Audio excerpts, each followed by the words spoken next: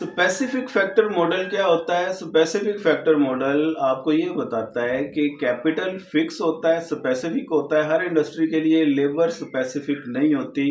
और जब आप किसी एक कमोडिटी की प्रोडक्शन इंक्रीज करना चाहते हैं तो आपको दूसरी इंडस्ट्री से सिर्फ लेबर उठाना पड़ेगी, कैपिटल तो आप उठा नहीं सकते क्योंकि वो स्पेसिफिक है। तो इसका रिजल्ट ये निकलेगा कि आपका जो अबंडेंट फैक्टर होगा वो वर्स ऑफ हो जाएगा, उसकी रियल इनकम नीचे आ जाएगी, और आपका जो स्केर्स फैक्टर होगा वो बेटर ऑफ हो जाएगा, उसकी रियल इनकम ऊपर चली जाएगी। लाइक नेशन वन फर्ज कर लें, वो लेबर अबंडेंट नेशन है और एक्स कमोडिटी लेबर इंटेंसिव है। तो नेशन वन जैसे ही एक्स कमोडिटी में स्पेशलाइजेशन करता है तो वो वाई इंडस्ट्री से लेबर उठा के एक्स में लगाता है, एक्स की प्रोडक्शन को इंक्रीज करने के लिए।